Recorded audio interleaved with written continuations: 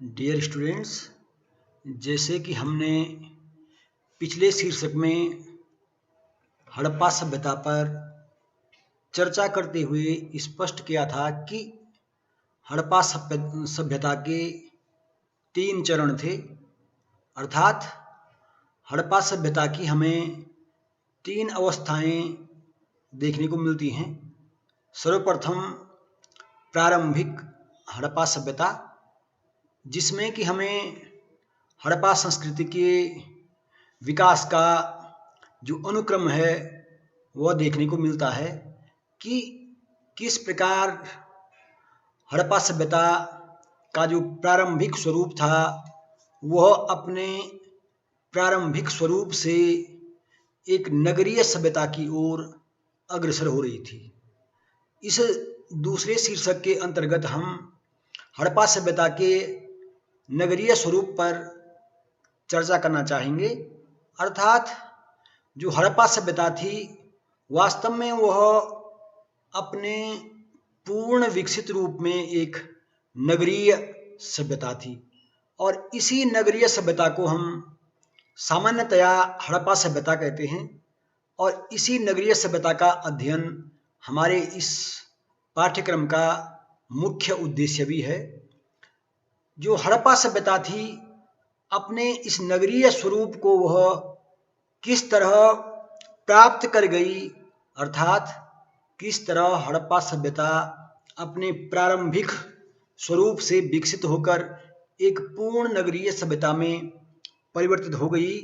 और इस सभ्यता की जो मुख्य विशेषता है, एक सुनियोजित नगर योजना तथा एक आदर्श या हमें कहें एक उत्कृष्ट जल निकास प्रणाली, जो इस सभ्यता को विश्व की अन्य समकालीन सभ्यताओं से विशिष्ट पहचान दिलाती हैं और अलग करती हैं उनसे, कि किस तरह इस सभ्यता में नगर योजना थी और किस तरह एक सुनियोजित जल निकास प्रणाली इस सभ्यता के लोगों के स्वास्थ्य संबंधी और स्वच्छता संबंधी उच्च मानकों को दर्शाती है। हम यह चर्चा करेंगे कि किस तरह इस सभ्यता का विस्तार एक विशाल भूभाग पर था।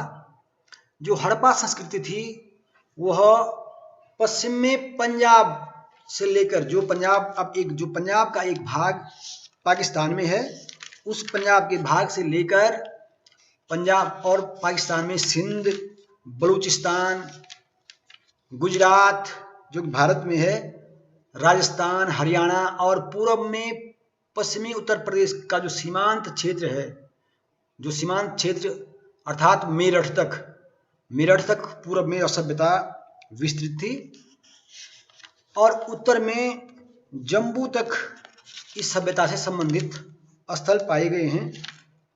दक्षिण में नर्मदा नदी के मुहाने तक, अर्थात हमें कह सकते हैं कि दक्षिण में भी इस सभ्यता के महत्वपूर्ण स्थल प्राप्त हुए हैं।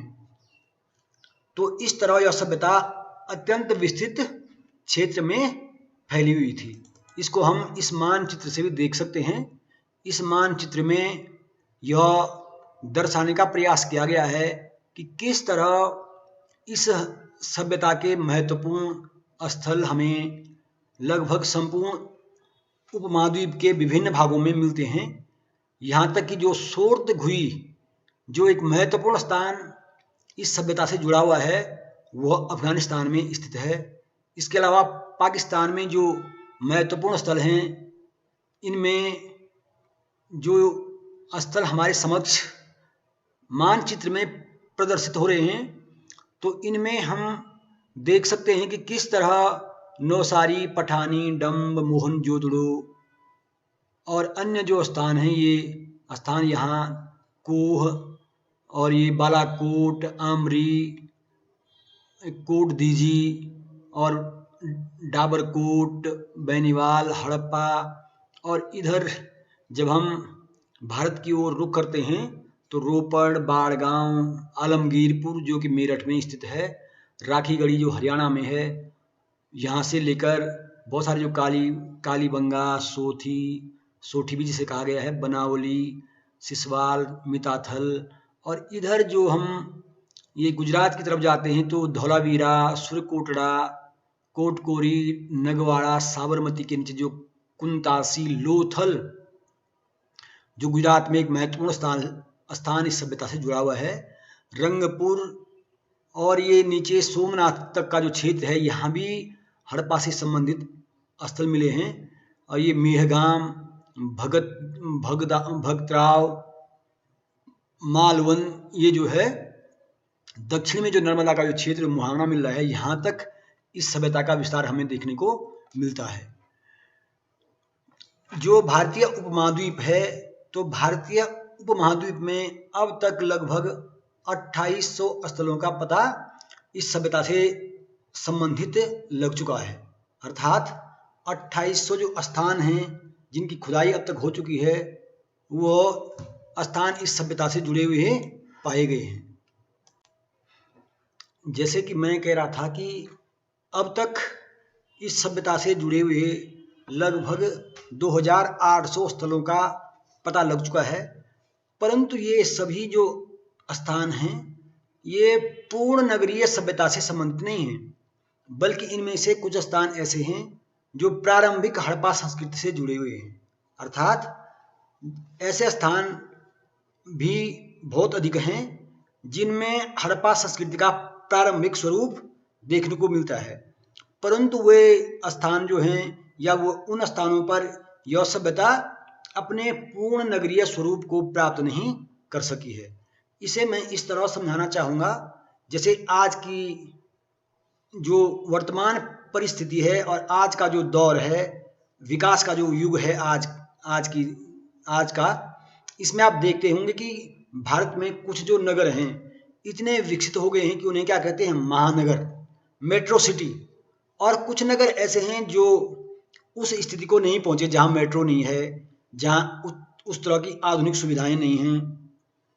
तो इस तरह यद्यपि हम आधुनिक युग में जी रहे हैं और आधुनिक सुख सुविधाओं का उपभोग कर रहे हैं, परंतु फिर भी विकास की दृष्टि से आज कुछ नगर मेट्रो नगर कहलाते हैं, कुछ जो महानगर हैं, कुछ छोटे नगर हैं, और कुछ कस्बे ऐसे हैं जहां आज भी रोजमर्रा की सभी सुविधाएं उपलब्ध नहीं हैं।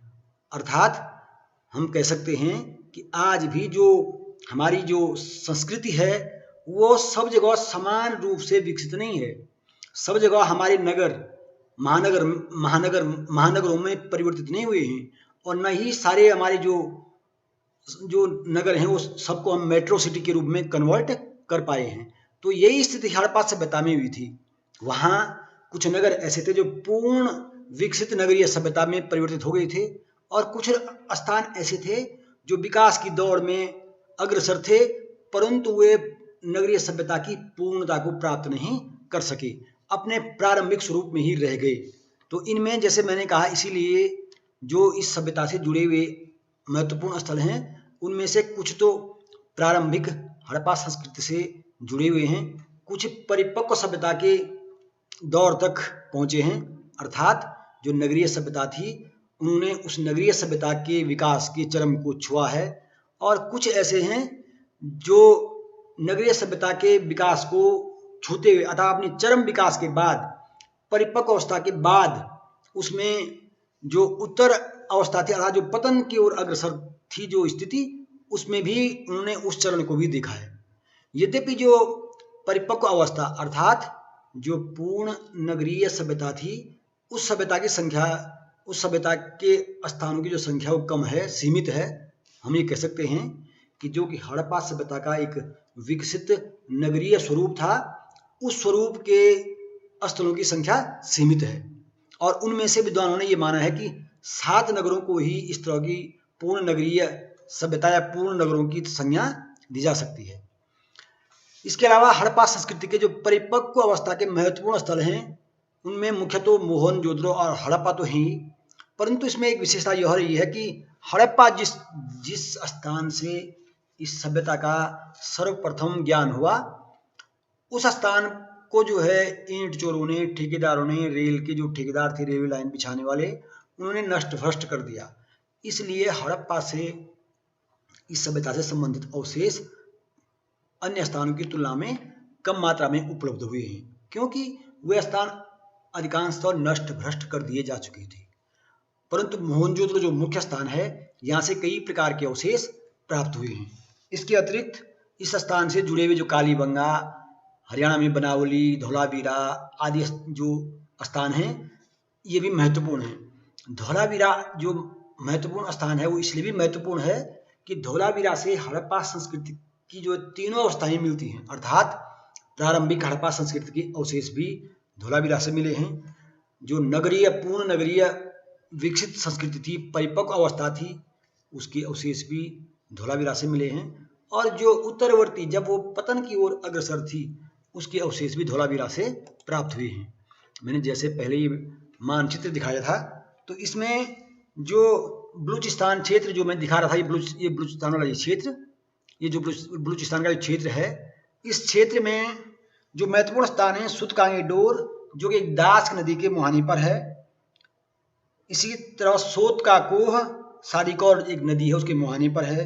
बालाकोट जो सोन मियानी खाड़ी के बंदरगाह पर जो माना जाता था उस पर स्थित है। इसी तरह जो उत्तरी बलूचिस्तान है, जिसमें डाबरकोट जो मैं दिखा रहा था, ये डाबरकोट, ये निचला बलूचिस्तान हो गया, ये इधर निचला बलूचिस्तान हो गया, ये उत्तरी बलूचिस्तान हो गया, यहाँ डाबरकोट।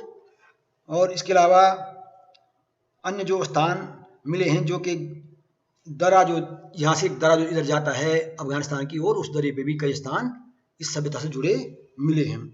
इसी तरह उत्तर पश्चिमी जो सीमा प्रांत, जो इधर का सीमा प्रांत जो कहलाता है, इस पर भी कई स्थान मिले हैं, जिन्हें मैंने कहा था गुमला या अन्य स्थान इससे संबंधित हैं।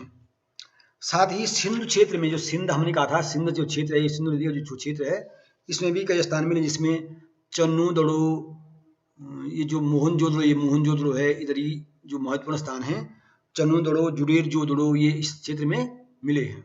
ये चन्नू दड़ो हो गया, मोहनजोदड़ो, जुडेर जोदड़ो जो ये स्थान हैं, इससे मिले हैं। इसी तरह पश्चिमी पंजाब जो कि ये पाकिस्तान में है, यहाँ से भी कई स्थान मिले हैं। और साथ ही साथ राजस्थान में जो मैंने बताया था कालीबंगा, वो स्थान इससे प्राप्त हुए हैं। और जम्मू, जिसमें मांदा एक महत्वपूर्ण स्थान है, जम्मू में वो इस सभ्यता से जुड़ा हुआ स्थान है। साथ ही साथ गुजरात में जो भगत राव मैंने कहा था, और ये अन्य जो स्थान है, मालवन जो सबसे सुदूर दक्षिण में है, ये भी यहाँ से प्राप्त हुए हैं।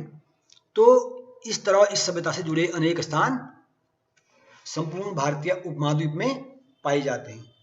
अब हम चर्चा करना चाहेंगे कि हड़प्पा सभ्यता की जो मुख्य विशेषताएं थी, जिस कारण इस सभ्यता को हम एक अलग पहचान की सभ्यता कहते हैं, तो इसकी मुख्य विशेषता थी नगर योजना।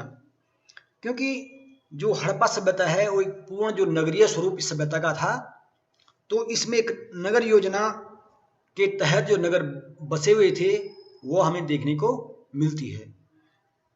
इसकी नगर योजना एक जो प्रणाली थी वो अपने आप में विशिष्ट रही है। सामान्यतया प्रत्येक नगर दो भागों में बटा होता था, एक पूर्वी भाग और एक पश्चिमी भाग।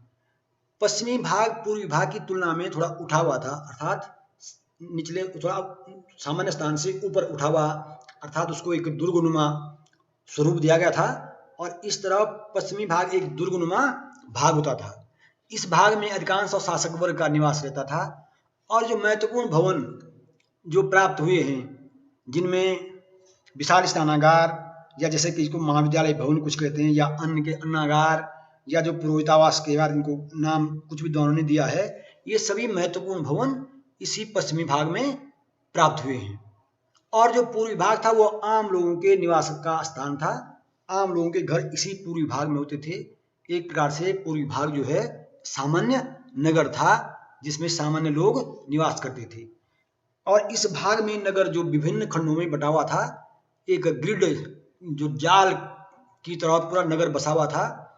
और इस नगर में सड़कें एक दूसरे को सामान्यतया समकोण पर काटती थी। ये तो हम नहीं कह सकते पूरी तरह 90 डिग्री पर, लेकिन अधिकांश तो समकोण पर सड़कें काटती थी। और नगर अनेक खंडों में बटा होता था।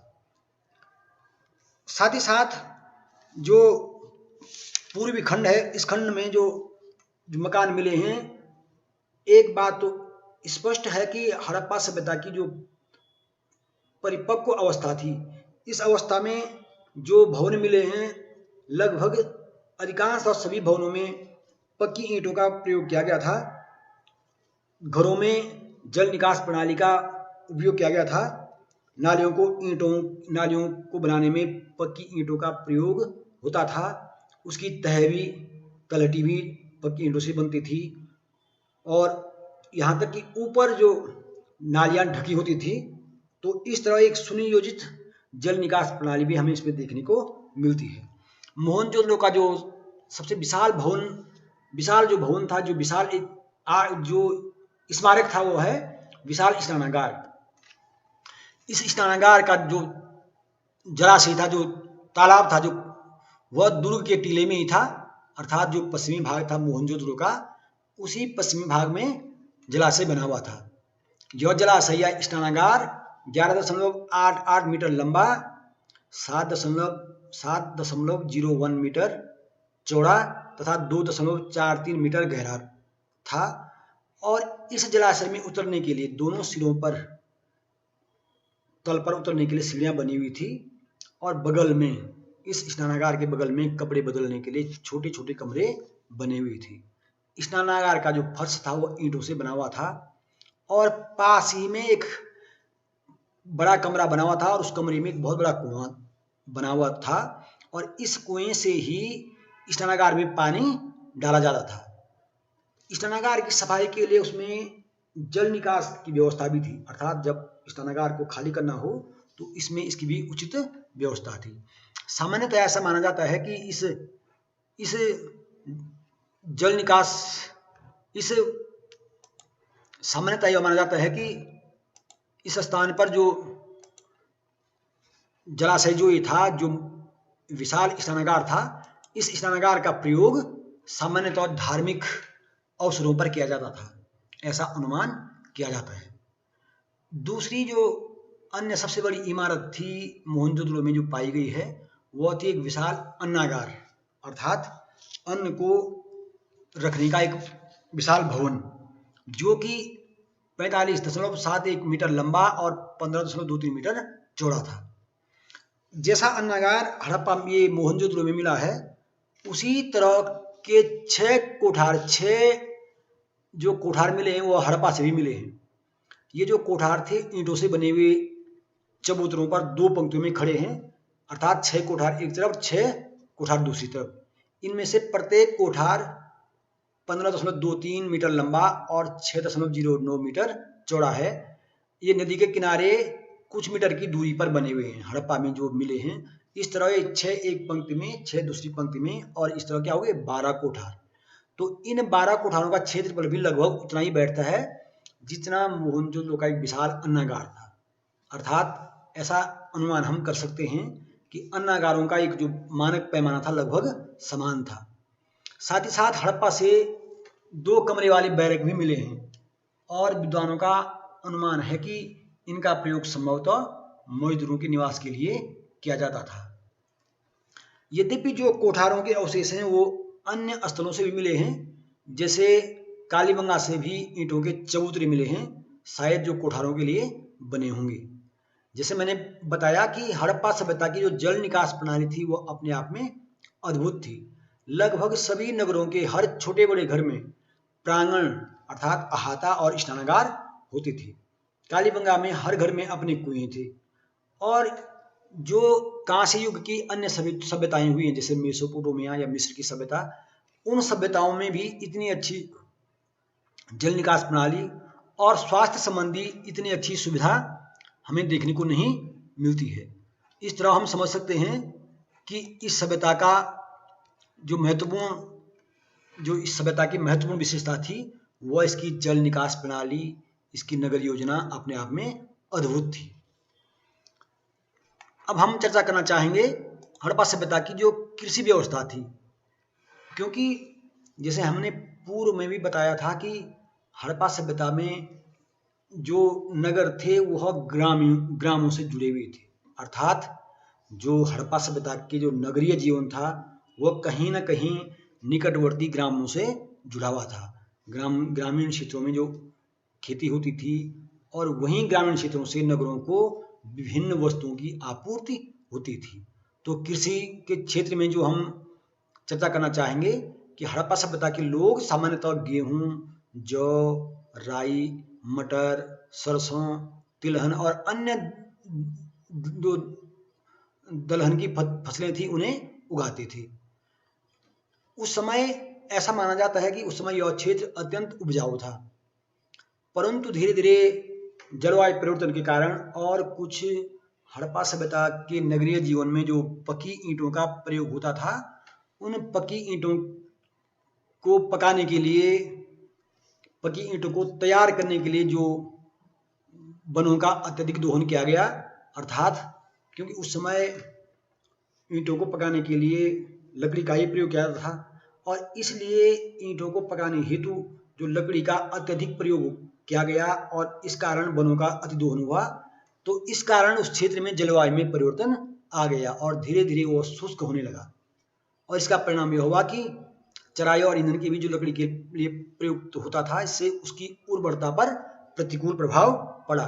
लेकिन फिर भी इस क्षेत्र को उस समय एक उपजाऊ क्षेत्र माना जाता था, जिस कारण जो वनों के अतिदोहन पर, या हम कह सकते हैं प्राकृतिक संपदा के अतिदोहन के कारण, जो कई विद्वान ये भी मानते हैं कि सभ्यता का पतन हुआ, वो उस पर हम बाद में चर्चा करेंगे। परंतु ऐसा अनुमान किया जाता है कि यहाँ पर लोग, क्योंकि जो बरसात में बाढ़ आती थी और उस बाढ़ का पानी जब उतर जाता था, तब नवंबर में लोग गेहूं बो देते थे तथा अप्रैल में गेहूं जो ये फसलें थी, सरसों, उसको काट लेते थे। कृषि के संदर्भ में इस सभ्यता में जो जुड़े हुए, इस सभ्यता से जुड़े जो स्थल रहे हैं कालीबंगा जैसे, तो कालीबंगा में हल रेखा के साक्ष्य भी मिले हैं। तो इस तरह यह अनुमान किया जाता है कि यहाँ के लोग हल चलाते थे और सामान्यतया हल जो है पुरुषों द्वारा ही खींचा जाता था, ऐसा भी अनुमान किया गया है। यद्यपि अन्य हड़प्पाई स्थलों से चावल के अवशेष नहीं मिले हैं, परंतु लोथल से चावल उगाने के अवशेष अवश्य प्राप्त हुए हैं।